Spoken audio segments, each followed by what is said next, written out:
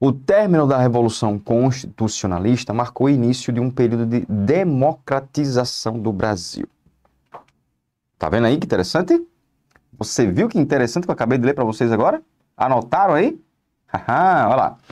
O término da Revolução Constitucionalista de 1932 marcou o início de um período de democratização no Brasil.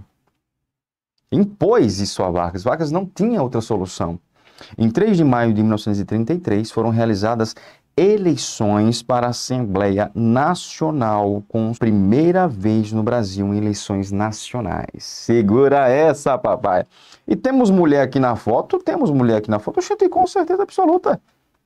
Olha aí, olha aí. Oxente, oxente. Então vamos lá.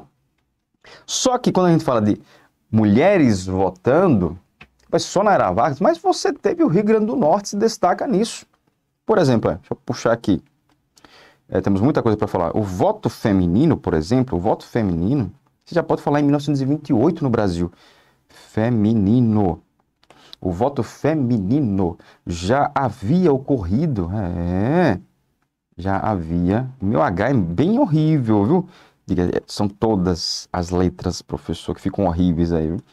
Já havia, ainda bem que você sabe disso, havia sido instituído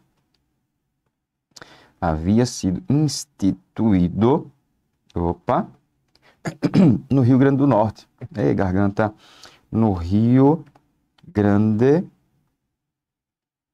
do Norte. Isso em 1928. Foi isso que eu disse? 1928. 1928. Outra, aqui, ó. Você vai também, além do Ministério do Trabalho, você também pode falar, no período Vargas, de Justiça Eleitoral. Aqui é graças à Justiça Eleitoral. Anote aí, graças à Justiça Eleitoral. Galera. Nossa, ele vive dando aula aí, rindo, brincando. É assim mesmo, vamos lá, galera. Graças à Justiça Eleitoral. A Justiça Eleitoral que foi criada em 1932. Pois é. Com a criação da Justiça Eleitoral, quando você pensa a criação da Justiça Eleitoral em Vargas, aí você faz um ponto aí de ligação. Eu vou fazer uma ponta aí junto com a Primeira República. A Primeira República tinha Justiça Eleitoral? Aí você diz, não tinha Justiça Eleitoral. Você tinha uma comissão verificadora dos poderes que estimulava a fraude eleitoral. Já com a criação da Justiça Eleitoral na era Vargas, e aí vou colocar o seguinte, graças à Justiça Eleitoral, com a criação do Código de Justiça Eleitoral, tinha essa, com a criação, tem que mudar de cor aqui, com a criação do Código de Justiça Eleitoral, o que vai acontecer? O que vai acontecer aqui? Com a criação da Justiça Eleitoral, o Código de Justiça Eleitoral, olha, acontece o quê? Ocorre a diminuição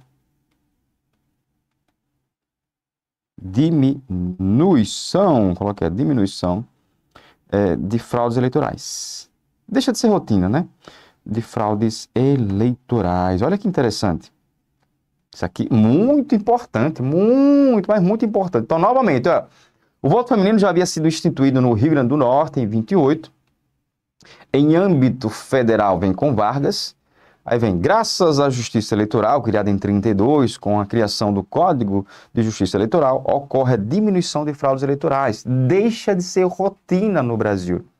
O que mais nós podemos associar aqui? Vamos lá. Meu Deus, deixa eu lembrar aqui. Sim, houve... Se você lembra de voto aberto na Primeira República, aqui você lembra de houve pela primeira vez, foi a primeira vez, a mais forte talvez, e alguém fez meu coração bater descompassado. Voto secreto no Brasil, certo? O voto era aberto na Primeira República, agora é secreto.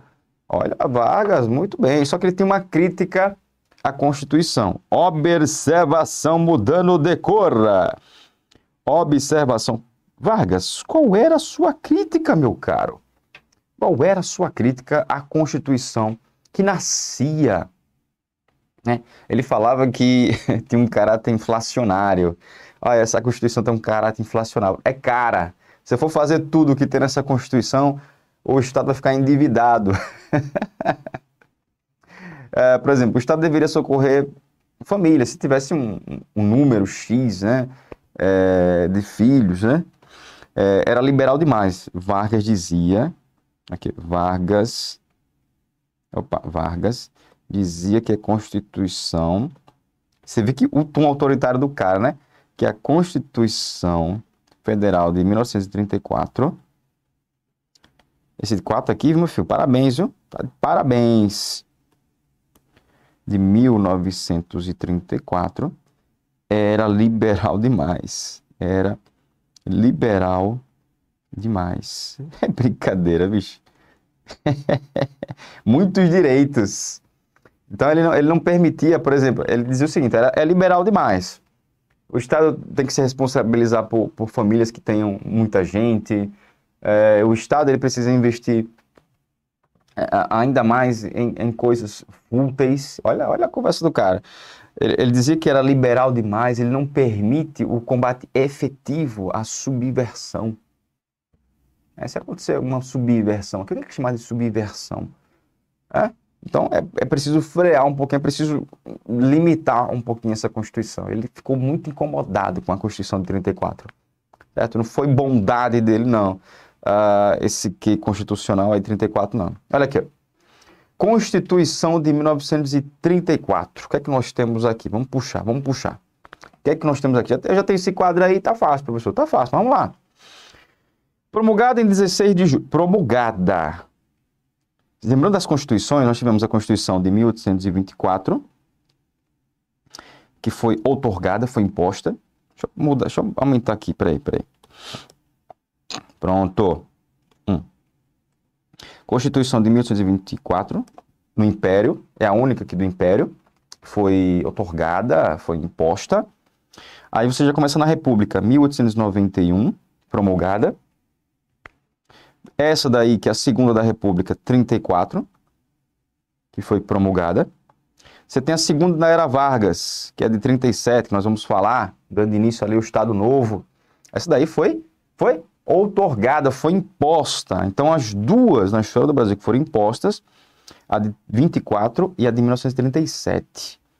1946, uma das mais democráticas, né? Foi no período da República Democrática Liberal ou Populista do Brasil. Você tinha de 1967.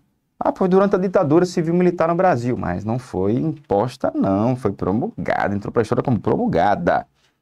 Porque quem controlava o Congresso, né? Vamos lá. Mas Vargas controlava. Vargas fechou aqui, dissolveu o Congresso. E em 88, a Constituição Cidadã, na época do Sarney. Na época do Sarney. Ei, Sarney, hein? Diversos problemas, hein, Sarney? Pegou a década perdida, hein, papai? Já era. Vamos lá. Promulgada em 16 de julho de 34, no governo provisório de Getúlio Vargas. Previa Estados federativos. Boa. Eleições diretas para presidente. Boa. Mandato presidencial de 4 anos. E aí vai minha crítica. Eleições diretas para presidente. Beleza.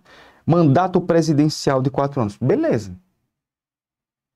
Um mandato tá de boa, você não acha, não? Esse negócio de reeleição. Para que FHC criou esse negócio de reeleição? Ficava ali 4 anos. Próximo. 4 anos. Próximo. Negócio de reeleição. Rapaz. Sou contra a reeleição. Vamos lá. Mandato presidencial de 4 anos está de bom tamanho. Extinção do cargo presidencial de vice-presidente. Lembrando que ele governou sem o vice dele. Professor, mas no retorno dele na década de 50, ele vai ter o vice, não vai? Vai o Café Filho. Os dois não se bicavam, né? Imagine. Lembrando que você poderia votar para presidente de um partido e para vice de outro. Hoje em dia, claro, não ia dar certo de jeito nenhum. Limitação das garantias do habeas corpus, criação do mandado de segurança instituição da Justiça do Trabalho, criação da Justiça Eleitoral. Então vamos lá. O que é que eu já vi em provas aqui? Dos mais variados concursos. Criação da Justiça Eleitoral, instituição da Justiça do Trabalho, extinção do cargo presidencial de vice-presidente, eleições diretas para vice-presidente, voto universal secreto. Isso aqui despenca. Além, claro, do voto feminino, né? Isso não tinha como continuar sem o voto feminino, né? Nacionalização progressiva dos bancos de depósitos e permitia a organização de sindicatos e viabilizavam a melhor organização das massas trabalhadoras.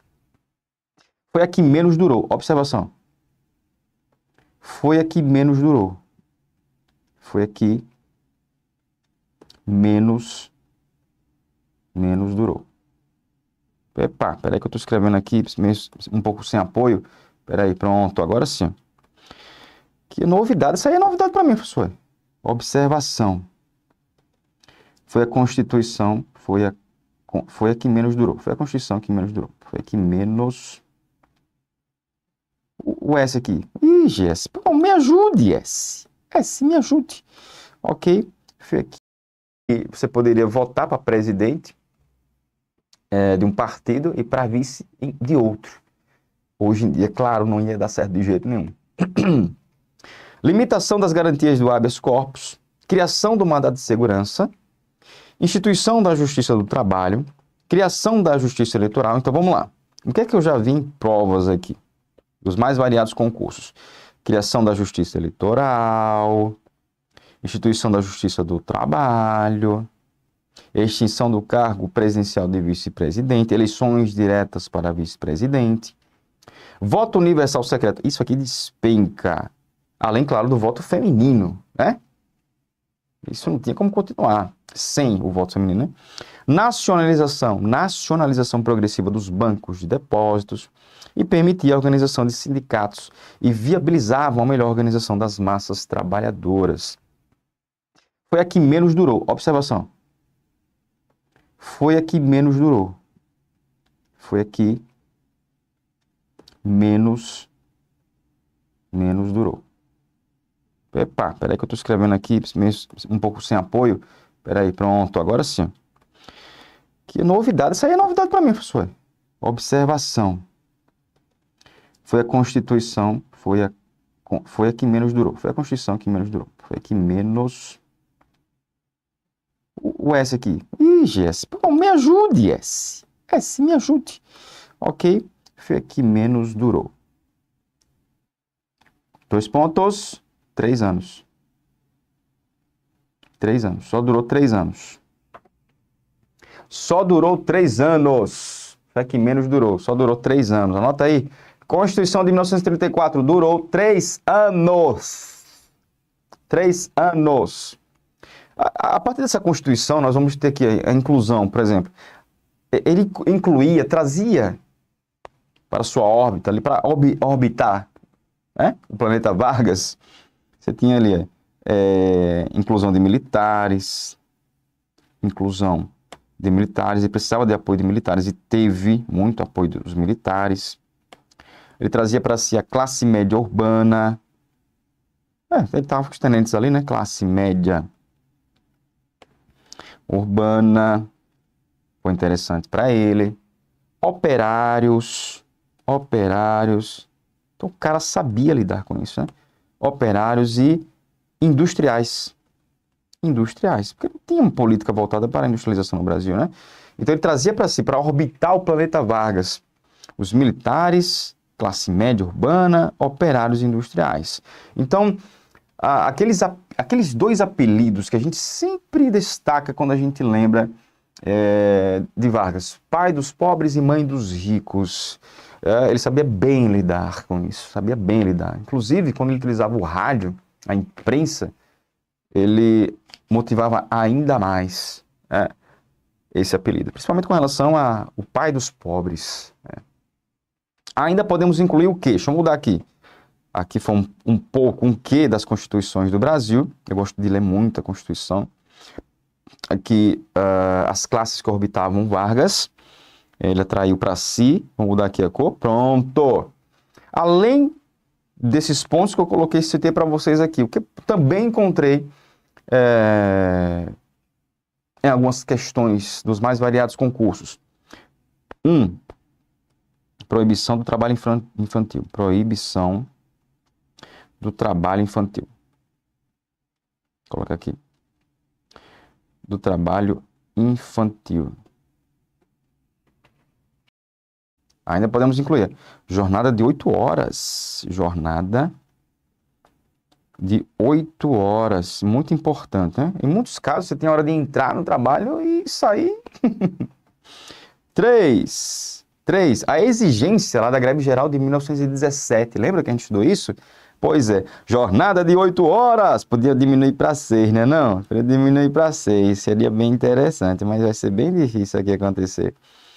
Pô, eu cobri de novo 3. É impressionante, papai. Impressionante. Vamos lá.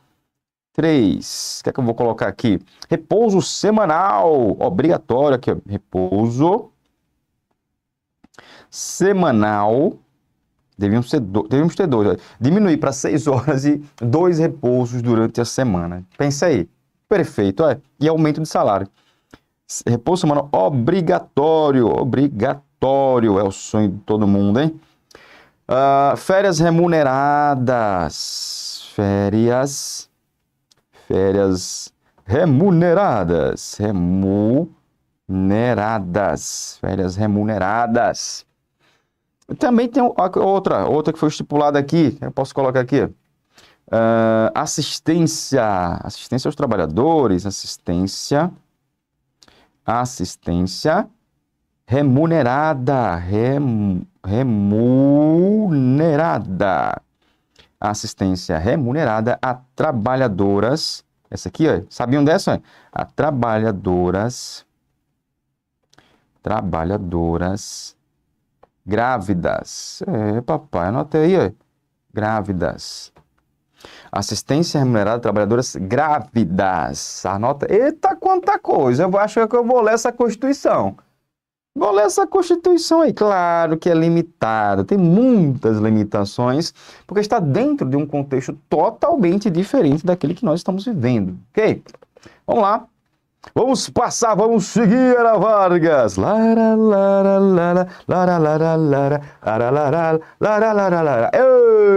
Então, com a criação da Constituição de 34, o que é que nós temos aqui? O início de uma nova etapa na era Vargas, que é o governo constitucional. Anotou aí? Governo constitucional. Galera, e temos muitas coisas para falar. Geralmente, as principais bancas, quando lembram da era Vargas, sempre pontuam detalhes envolvendo direitos políticos, direitos sociais e direitos civis. Principalmente pegando os direitos políticos, civis, direitos sociais, trabalhistas e civis. Pautando seu olhar nos direitos trabalhistas. Na história do Brasil, como eu falei para vocês, a lógica do Brasil, direitos sociais, trabalhistas e civis. Sociais, políticos e civis. Trabalhistas ficando em segundo plano ali. Mas com Vargas, os direitos trabalhistas ganham um tom diferenciado. Viu? Novamente, eu sempre olha, Brasil, direitos sociais, políticos e civis. Com Vargas, as bancas pegam direitos sociais, trabalhistas e civis. Há uma singela diferença aí entre um e outro, né? Uma singela diferença. Vamos lá, pegou o governo constitucional. Aí, imagine se tiver um advogado do outro lado olhando para mim, ouvindo isso. Espera aí que eu vou mandar uma mensagem para ele agora. O novo mandato presidencial de Getúlio Vargas iniciou no dia 20 de julho de 1934, quando tomou posse no Congresso Nacional. Jurando, novamente, você não tem eleição aí para presidente. Você deveria ter mais à frente, mas não teve. Não, o cara tomou posse lá no Congresso Nacional. Jurou a Constituição. Claro, parei aqui para tomar uma aguinha, né? Getúlio deveria governar até 3 de maio de 38. Que aí deveria ter, o quê? Eleições, não é? Não havia a Constituição de 34, a figura de vice-presidente, como a gente ressaltou aqui. Foi. Colocado em vermelho de novo. Os estados fizeram depois suas constituições, né? Constituições estaduais. E muitos interventores se tornaram governadores eleitos pelas assembleias legislativas, o que significou uma ampla vitória nos estados dos partidários de Getúlio. E Getúlio e seus apoiadores, alguns militares também, enfim, os interventores, os tenentes, foram perdendo força com o passar do tempo, né? Essa que é a verdade. Eles retomam, então, olha, no início, governo provisório, você já pode falar, governos de interventorias, né? Os interventores nos estados, então isso você coloca já os tenentes no início, governo provisório, um certo poder. Com o governo constitucional, já fica complicado. Então, E também muitos interventores, muitos tenentes vão abusar do poder. Então, Vargas acaba desestimulando esse tipo de prática. Então, eles vão perdendo poder ali no governo constitucional. É a parte mais democrática da era Vargas. Né? Durou pouco tempo. E depois, com o Estado Novo, com a ditadura do Estado Novo, da era Vargas, de 37 a 45, retomam aí antigos aliados de Vargas, os interventores, os tenentes.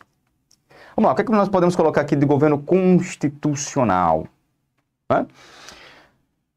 No dia, vou colocar aqui 34, começou em 34, uma fase marcada, eu até vou colocar aqui, que já que ele tinha um quê de opressão durante o governo provisório, o governo constitucional, pronto, a galera já se acha assim, pronto, agora acabou, vamos para cima do cara. Ali em vou colocar aqui, primeira metade de 1935. Em 1935, ele vem com a Lei de Segurança Nacional. Olha só o cara, viu? Ainda no governo constitucional. Com o quê? Ele já estava prevendo alguma coisa, não é possível. Com essa Lei de Segurança Nacional, ele estipula o seguinte: Lei de Segurança Nacional. Tivemos várias leis de segurança nacional com o passar do tempo, ao longo dos anos no Brasil, né? Muita preocupação com isso. Definia os crimes,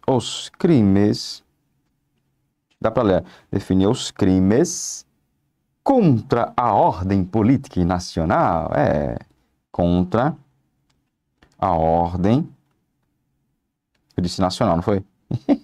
A ordem política e social, a ordem política e nacional.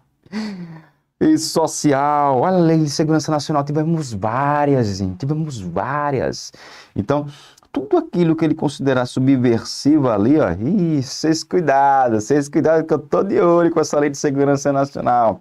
Outra, é dessa época aqui ainda, no ano de 1935, que ele pensou o seguinte, ó, eu tenho que estimular, massagear meu ego perante a população. E ele vem utilizando o quê? O rádio. Lembrando que quem muito utilizava o rádio, essa propaganda pessoal, líderes fascistas gostavam muito de fazer isso, né? Nós tínhamos aí o Benito Mussolini na Itália, mas Hitler era a figura de imponência naquela época.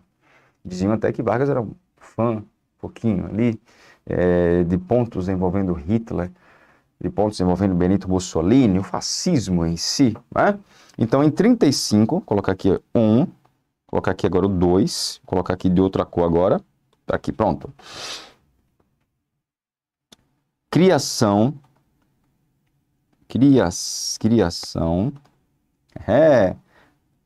do programa Hora do Brasil, galera, Hora do Brasil, Sabemos bem por quê. Por quê? Por quê, Hora do Brasil? Por que Hora do Brasil? Você foi criado para promoção de Vargas, né? Criação do programa Hora do Brasil. Certo? É aqui criado em 1935, também durante o governo democrático, governo constitucional. Aí você vai ter que falar democracia, não tem como não falar de democracia aqui, ok? 35. Só que ele vai mudar de nome, né? Ele vai mudar de nome, peraí, ele muda de nome, eu não me lembro agora o ano, eu acho que foi na época de... Ele foi na época, mudou o nome na época de... Meu Deus, agora fugiu a memória. Mudou na época do governo parlamentarista, no momento em que o Brasil tinha um sistema parlamentarista, que era de 62. Em 62 mudou o nome. De Hora do Brasil para Voz, não é isso? Voz do Brasil, foi para Voz do Brasil em 62. Voz do Brasil. Opa, o do Brasil, Voz do Brasil. Voz do Brasil, Voz do Brasil, galera, Voz do Brasil. Em 1962, mudou o nome, Voz do Brasil. Mas muitos ainda lembram a Hora do Brasil. Aí você fica mais informado. Tem muita gente que não aguenta, né? Vê lá, não sei se mudou, em alguns lugares mudou até o horário, mas é 7 horas, né? 7 horas. Lá, a Voz do Brasil. Começa aqui a Voz do Brasil. Você tem aí envolvendo o que fez o Senado no dia, a Câmara dos Deputados, envolvendo aí ministérios, economia brasileira e tal. Você fica super informado. Política envolvendo os indígenas, posse de terras e tal. Muita gente não gosta. Eu acho bem interessante, é bem interessante. Estimula você a pesquisar mais, a conhecer ainda mais o Brasil.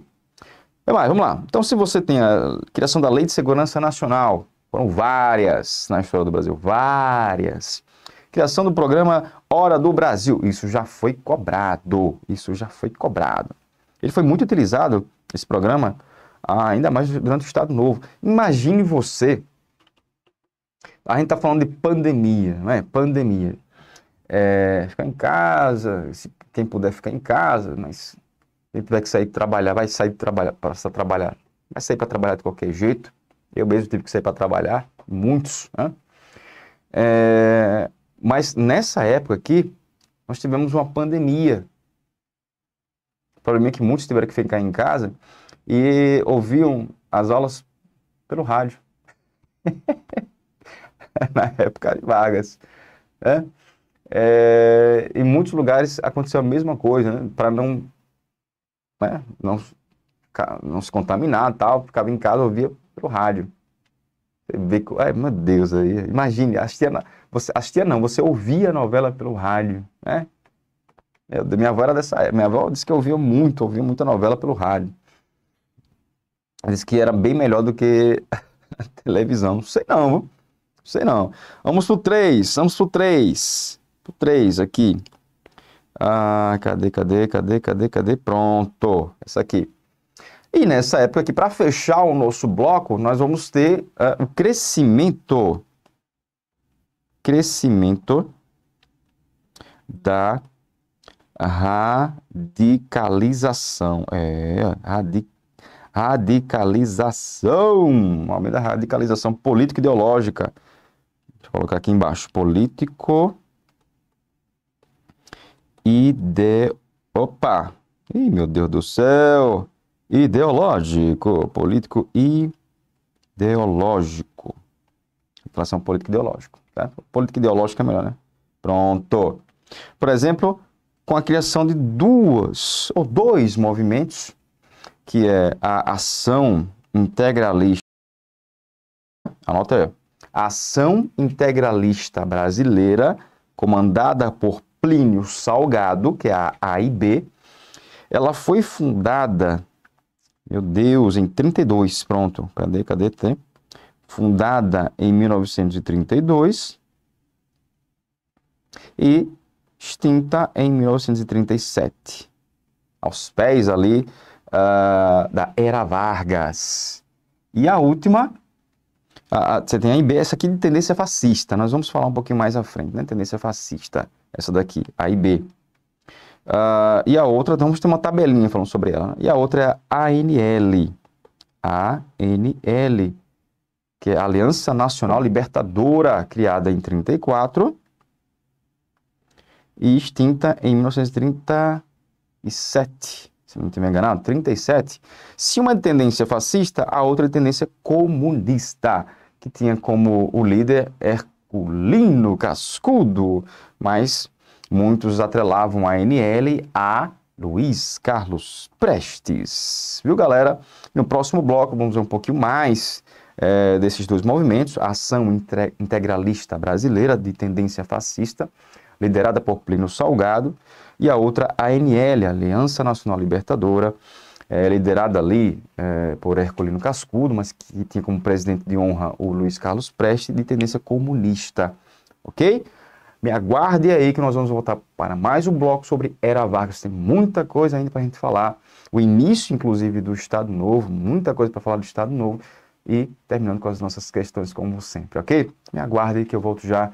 Tome nota, porque tem muita coisa interessante ainda. Valeu, galera! Algumas imagens aqui para você. Muitos gostam de imagens, eu gosto muito de imagens também. Não é só textos e textos e textos, é muito cansativo. Veja aqui imagens da sede da Aliança Nacional Libertadora. E temos aqui críticas. Aqui você tem críticas à ação integralista brasileira, né? Uma era a crítica da outra, né? Nós temos um comunista de um lado e um fascista do outro. Claro, aqui você tem, em cima você tem a ANL, embaixo aqui você tem a Ação Integralista Brasileira. Alguns pontos para vocês deixarem bem anotadinho aí no caderninho de vocês, na anotação de vocês, ok?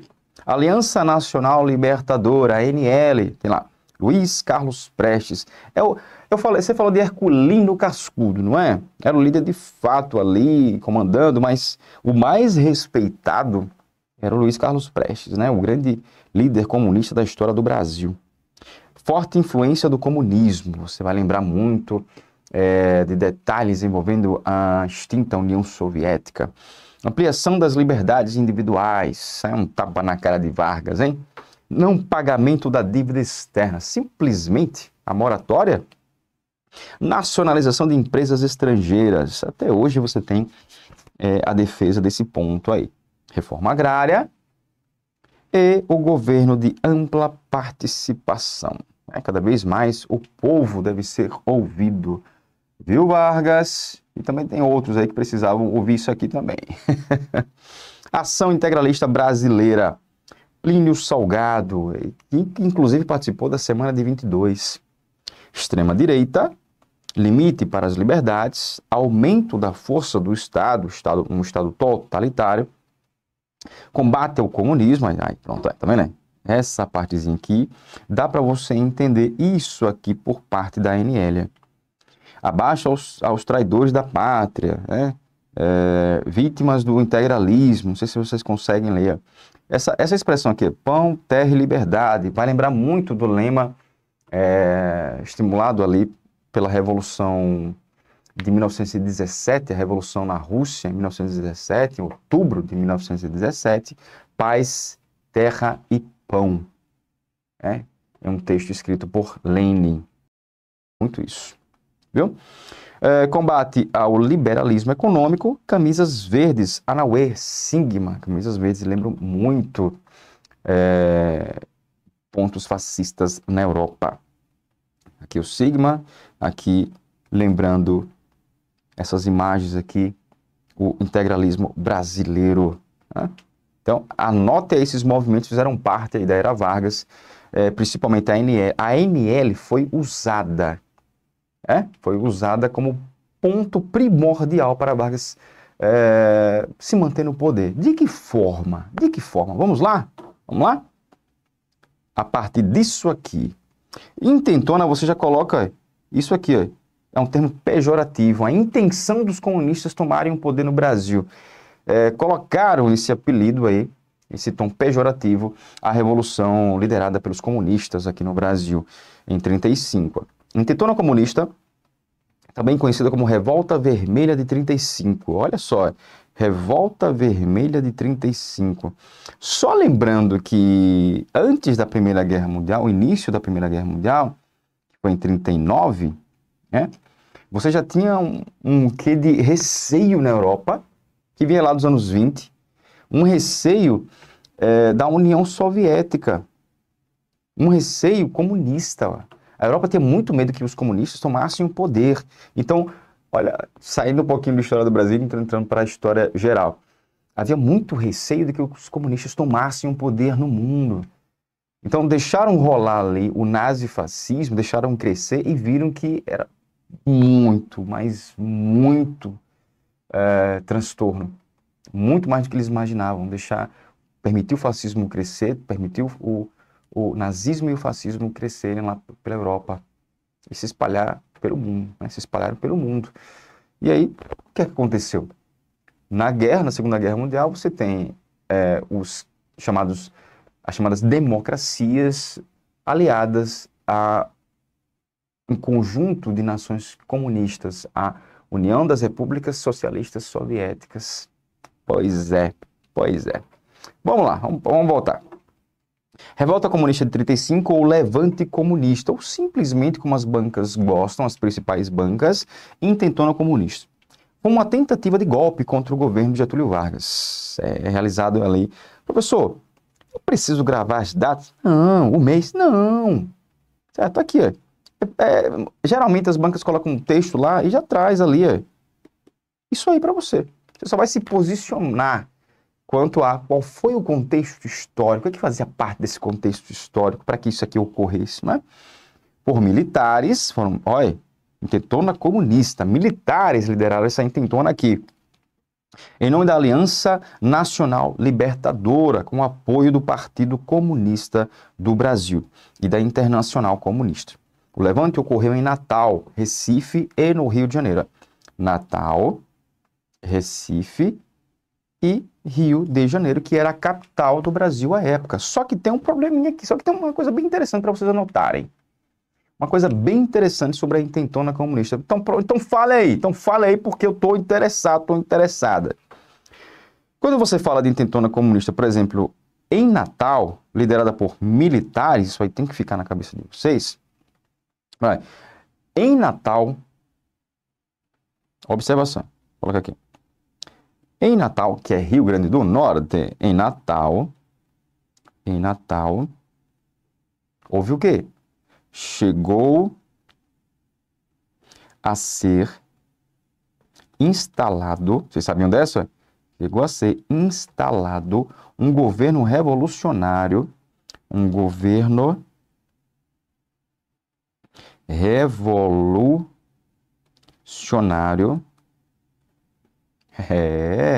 provisório.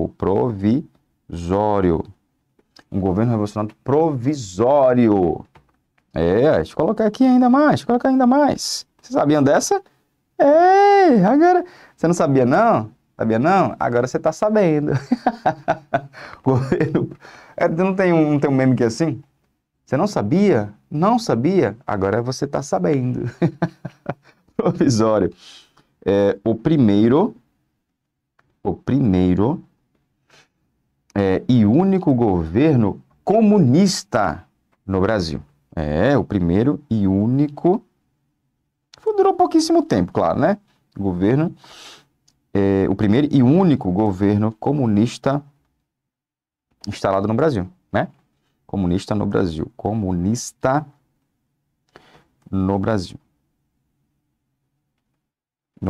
Ok? Anote aí, ó. Então, Natal chegou a acontecer isso, viu?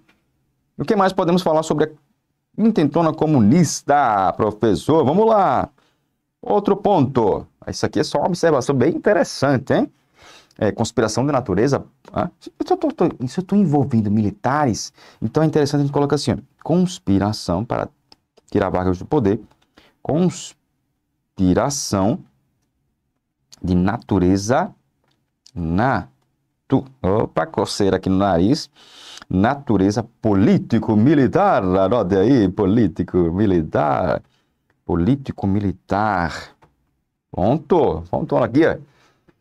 Se eu estou falando que é uma intentona comunista, então vou colocar forte influência comunista, de forte influência comunista. Forte, e a sociedade brasileira temia bastante o comunismo. Forte influência comunista. Então se colocaram contra, obviamente, a intentona. Outra. O que eles queriam? O que os líderes da intentona comunista queriam? Deixa eu até apagar aqui que tá... Peraí. Me espera aí do outro lado, Vamos lá. Forte influência comunista. Ô capitão de areia, capitão de areia, capitão de areia. Vamos lá. Objetivos da intentona comunista. Vargas vai se utilizar e bem disso aqui. Só basta lembrar do que queria a ANL, né, professor? A ANL queria o quê? A abolição da dívida externa. Abolição da dívida externa. Abolição da dívida externa. Reforma agrária. Reforma agrária. Isso. O que mais? Você lembra aí? O governo de base popular. Isso é mais participação popular. Então eu vou colocar governo. Ixi, que governo feio. Peraí. Governo de base popular. Governo de base popular. Governo de base popular. Outra, certo? Então, você tem aqui, ó, em Natal, já coloquei aqui o exemplo, tal. Conspiração de natureza político-militar, você tinha forte influência comunista. Dentre os objetivos, reforma agrária, eles queriam um governo de base, eu esqueci de colocar, de base popular. Opa! Governo de base popular. Deixa eu colocar aqui, base. Governo de base popular. Vou colocar aqui, pronto. Para vocês anotarem aí direitinho do outro lado, certo? Popular. O que mais? O que mais nós podemos colocar aqui? Já tá o vermelho, papai. Se é um governo o quê? Se é uma revolta de natureza político-militar, você pode colocar ali também o seguinte. Revolução, vou colocar aqui, revolução. Deixa eu apagar isso aqui que já deu, né? Já expliquei por quê. Eu gosto muito também de história geral. Não tem como a gente dissociar, né? Não tem como a gente dissociar. Revolução. Tá aqui, revolução. Nacional libertadora. Nacional libertadora. Revolução Nacional Libertadora. Então, foi a partir dessa revolta aqui, dessa revolta comunista, olha quanta coisa a gente anota, né? Eu gosto de ver assim, é tudo coloridinho, a gente tá anotando, tá, né? Às vezes eu esqueço de tirar o vermelho e colocar uma outra cor. Então, foi a partir disso aqui, Vargas vai aproveitar e mostrar, eu sou autoritário sim, deixa eu mostrar que eu sou autoritário. Ele vem e vai decretar várias vezes o estado de sítio e o estado de guerra. Deixa eu ver se eu coloquei espaço aqui. Ó. Pronto, peraí que eu não coloquei não, pronto. Aqui uma imagem do julgamento dos líderes da intentona comunista, né? Então, a partir disso, ele vai, deixa eu colocar o branco aqui, o branco vai, né? O branco vai. Então, Vargas vai aproveitar, olha que imagem interessante, ele vai aproveitar e vai decretar várias vezes o estado de sítio. O estado de sítio. Várias vezes vai decretar o estado de guerra. Temos uma ameaça comunista. E aquele que sabe lidar com isso sou eu, Vargas. O que é que ele faz? Em 36, se não estiver enganado, ele vem e sanciona uma lei visando limitar. Olha, ele vem e diminui o poder militar dos estados. Ele vai subordinar os militares ao exército. Vem com o estado de sítio. Ele tinha um porquê, tinha a intentona comunista, ia tomar o poder no Brasil. Então ele vem, ó, estado de sítio, estado de guerra e outra. Envolveu ali Rio Grande do Norte Rio de Janeiro, por exemplo, e qual foi o outro? Qual foi o outro que eu coloquei para vocês aqui, ó? Olha, olha, cadê?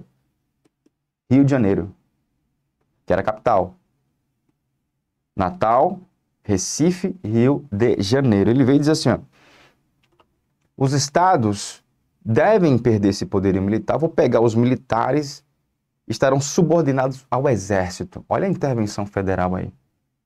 E ele tinha um porquê, tinha um pano de fundo para manter isso aí. Já era autoritário, então diminui o poder militar dos estados, atrela os militares ao governo federal, ao exército. Quem comanda o exército? O líder maior?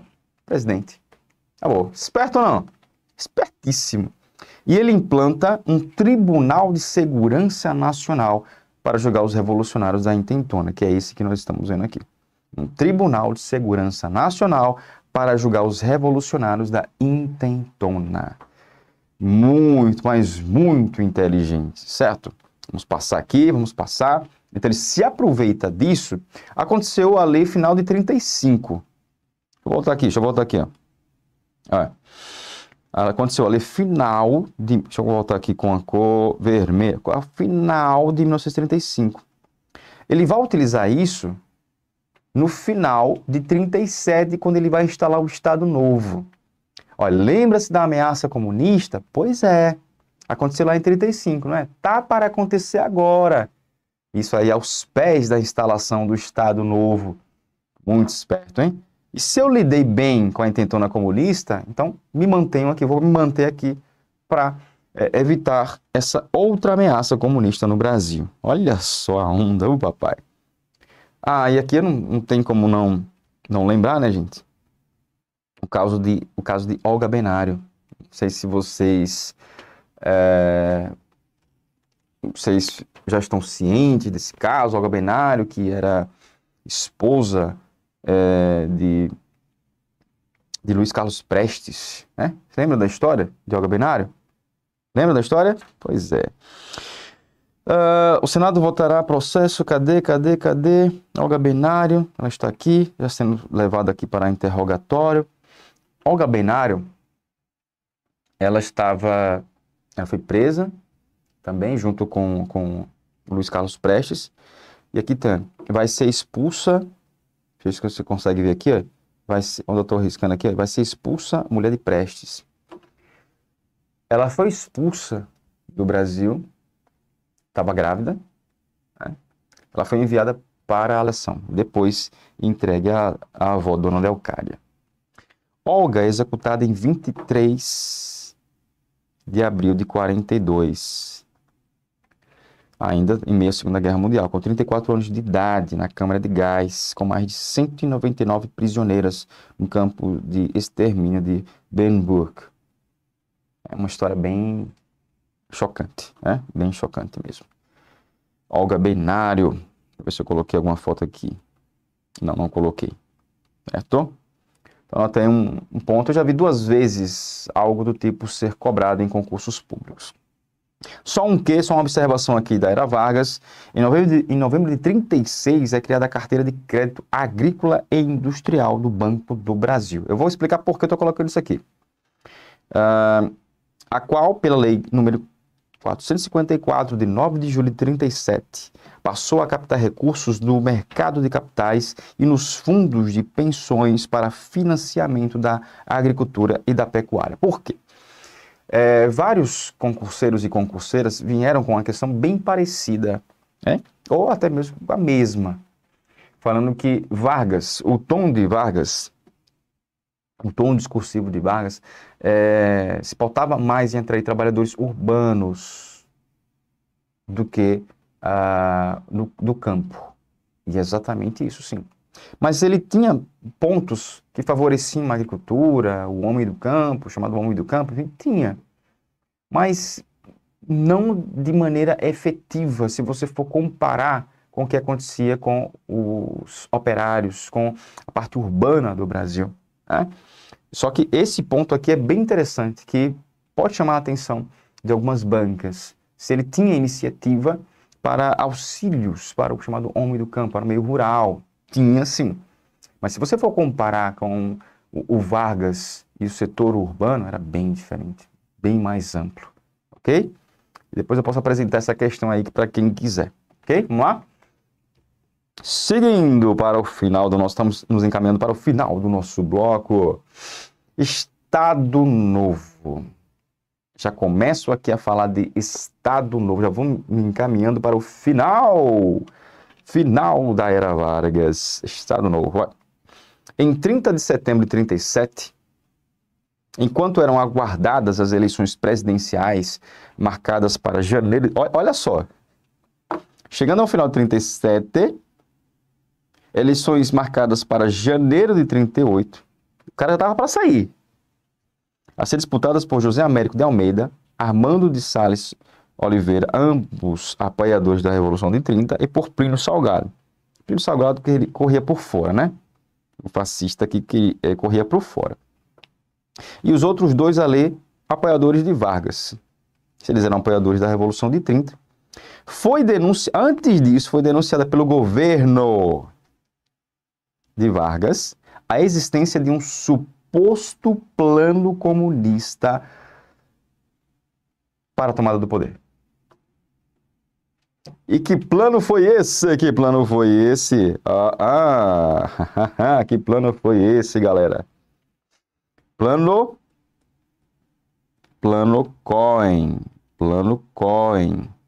Já ouviu falar nesse plano? Você já ouviu falar nesse plano? Plano Cohen, de um suposto comunista chamado sobrenome Cohen. Só que tem o seguinte, foi um documento forjado. Ah, professor, eu já sabia. Que bom, que bom. Foi mentira. Foi baseado no que fez o Hitler lá na Alemanha, não foi? Foi. Foi, exatamente isso. Exatamente isso. Então, Plano Cohen foi um documento forjado por militares brasileiros. Olha aí, ó, os militares apoiando Vargas. Por militar. Todo o corpo militar brasileiro? Não. Uma boa parte. Por militares. Eu vou colocar brasileiros aqui só para dizer, né? Ele não colocou brasileiros ali, é brasileiros. Brasileiros. Com a intenção de quê? Com a intenção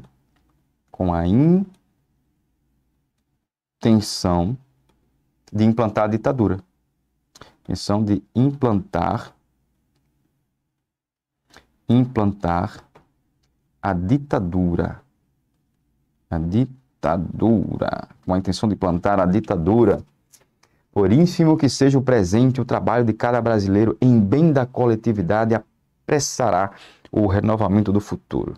Então você tem um plano Cohen forjado por militares brasileiros com a intenção de implantar a ditadura, que foi ali implantada no final de 37. Né?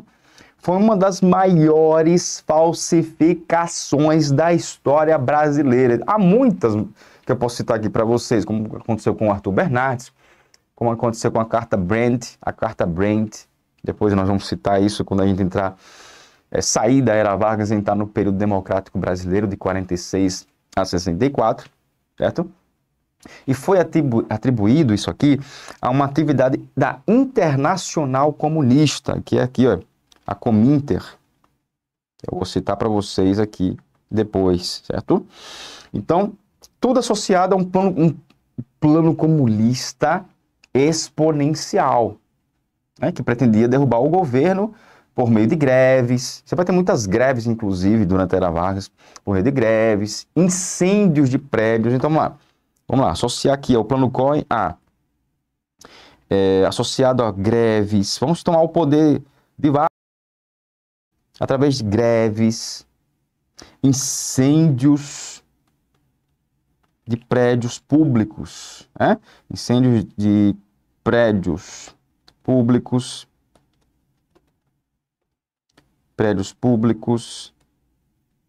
olha só o terror, viu? Olha só o terror.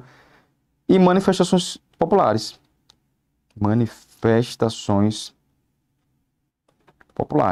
Bem forjado, viu? Populares. Metiam medo na população.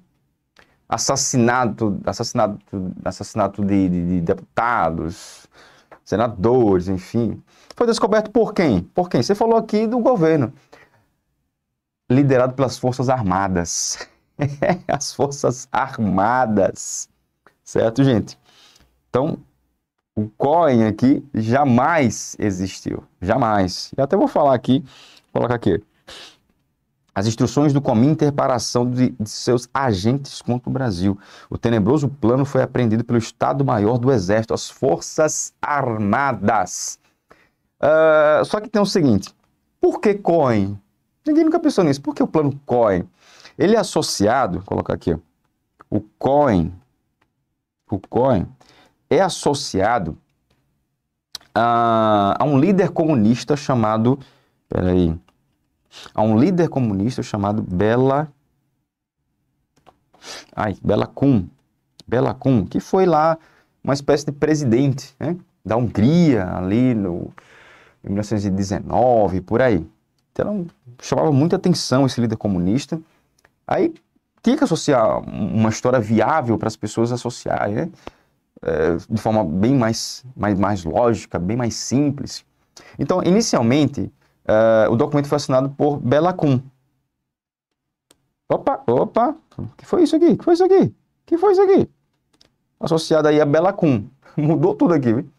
Mas depois eles disseram, vamos mudar isso aí? Vamos mudar? Vamos mudar de Bela Kun para Bela COEN. Bela COEN. Aí, beleza. Ele apresentava modificações e tal, né? Indicações ali. Olha, temos um comunista judeu. Então, você pode associar aqui, ó, esse plano COEN, que foi assinado por Bela COEN, depois só ficou COEN. Né? No final ficou COEN. Então, você associa a xenofobia, você associa esse documento a xenofobia, você associa esse documento a um que antissemita, você precisa associar também, certo? A xenofobia, um que antissemita, um que anticomunista, certo? E fez com que, Vargas se mantivesse no poder. Então, a gente já abre aí o Estado Novo, necessariamente explicando o contexto da época que envolvia um receio tremendo na história do planeta de que o comunismo tomasse o poder. No Brasil não era diferente. Então, o que Vargas fez? Lembrou da intentona comunista, como eu falei para vocês, sabia que estava para sair do poder, viu que, inclusive, aconteceu na Alemanha nazista, para que Hitler se mantivesse no poder, um atentado contra o parlamento alemão que foi atribuído aos comunistas. Acho que Vargas pensou, vou fazer a mesma coisa aqui e vou permanecer no poder. As eleições chegando, vou ficar. As Forças Armadas forjam um documento falso. Tem toda uma história do porquê, se for a fundo ali na história, manipularam a sociedade e Vargas se manteve no poder. Dissolve 100 partidos políticos, dissolve o Congresso Nacional, acaba com a Constituição de 34, vem com a Constituição de 37, que nós vamos discutir no próximo bloco. Viu? Mas anota aí que o plano COEN também chama a atenção das bancas, um plano forjado pelas Forças Armadas para que pudessem ali implantar a ditadura e Vargas pudesse liderar o Estado Novo. Um momento muito tenso da história do Brasil, certo? Só comparável àquilo que aconteceu de 64 a 85, que é a ditadura civil-militar no Brasil, certo? Só lembrando a vocês, estamos terminando mais um bloco de Era Vargas, mais um bloco da história do Brasil. Qualquer dúvida, chega para mim, conversa comigo lá no Instagram, no privado, faz como muitos estão fazendo, ok? Qualquer dúvida, chega lá. Não quero vocês com dúvida nenhuma. Rumo à aprovação de boa, na tranquilidade, ok? E lembrando sempre o seguinte, não fique esperando tempo bom para você estudar, vá criando aí. Eu sei das dificuldades, não está fácil para ninguém, mas vamos juntos, vamos conseguir, vai dar certo. Foco. Respire fundo, relaxe e continue, porque vai dar certo. Valeu? Valeu, gente. Tamo junto. Tome nota. Vai dar certo sim. Vai dar certo sim. Valeu!